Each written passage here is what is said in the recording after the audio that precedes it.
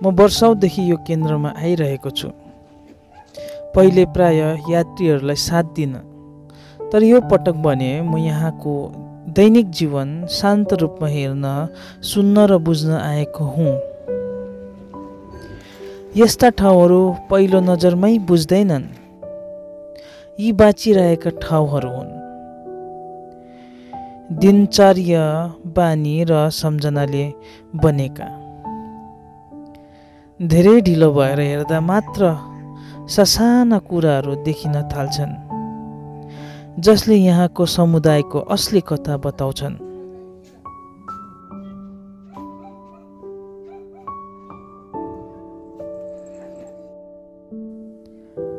कार्यशालामा कामको गति स्थिर छ, हातमा सालौं सालको सिप छ।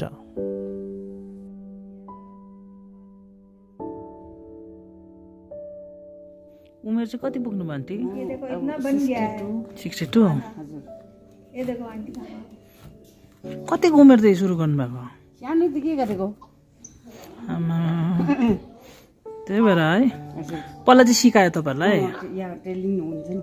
ट्रेनिङ पनि हुन्छ? हजुर हुन्छ।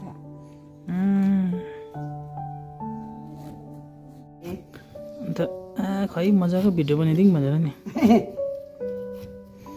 त कति वर्ष भयो तपाईँले गरेको काम? के होला है? त्यो बस्नु भयो, सानोमै गरेको।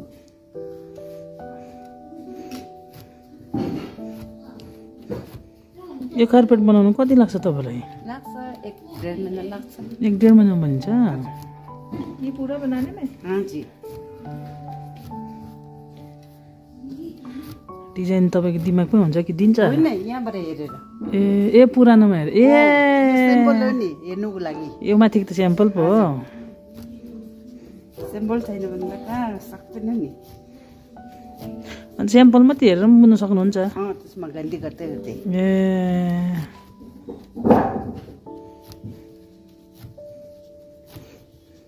यो चाहिँ आफूले बनाएको आफ्नै उयोको जोडिन्छ कि कस्तो हुन्छ कि सँगै गर्नुहुन्छ कम्युनिटीमै? के चाहिँ तल सोरुममा जान्छ नि, यो हजुर। सोरुममा चाहिँ बेच्छ। हजुर। अब टुरिस्टहरूले सामान किन्यो भने त्यो पैसा हामीले महिनामा दिन्छ। हजुर। ए मन्थली पनि पाउनुहुन्छ? हजुर। तपाईँको नाम चाहिँ? किचो। किचो। यहीँ जन्मिनु भएको कि? हजुर।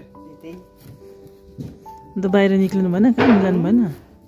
कहाँ पढेको त छैन कि। हजुर। अहिले कतिजना जस्तो हुनुहुन्छ यहाँनिर? यहाँनिर 20 जना। अन्त यहाँ उयसमै हो रेफ्युजी सेन्टर टोटलमा? टोटल त टोटल त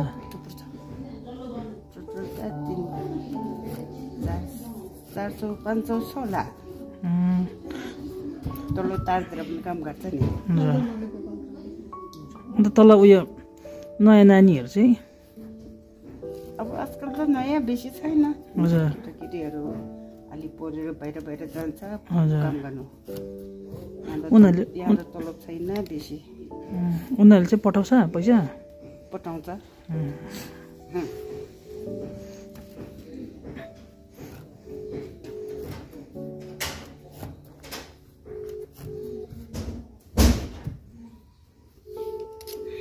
तपाईँ चाहिँ को हुनुहुन्छ घरमा?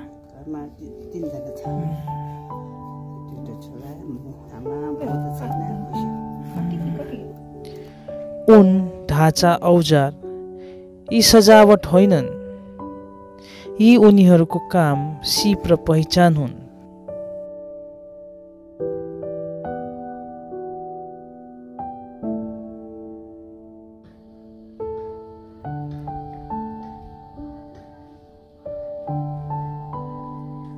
मानिसहरू प्राय लेन्सका लागि रोकिन्नन्, कहिलेकाहीँ मुस्कुराउँछन् तर काम छोड्दैनन्। यसले के देखाउँछ भने यो ठाउँ प्रदर्शनका लागि होइनन्, आफ्नो श्रम र सिपले चलिरहेको समुदाय हो।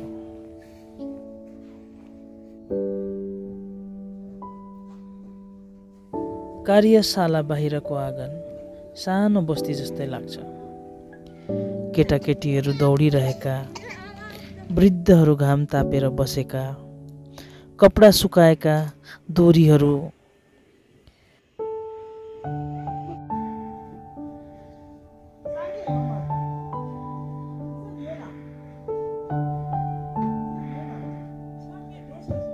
सङ्ग्रहालयका कोठाहरू र पुराना तस्बिरहरूले अझै धेरै कुरा भन्छन्। उनीहरूले इतिहास मात्र होइन, फेरि उठ्ने शक्ति, अनुकूलन र विस्थापितपनपछि घर बनाउने लामो यात्रा देखाउँछन्। यो ठाउँ एकैचोटि बनेका होइन, धेरै वर्ष, धेरै हातले बिस्तारै बनेका हो। प्रार्थनाका लागि पाङ्ग्रा, झन्डा, साना मन्दिर, यी यहाँको दैनन्दिन जीवनकै हिस्सा हुन्।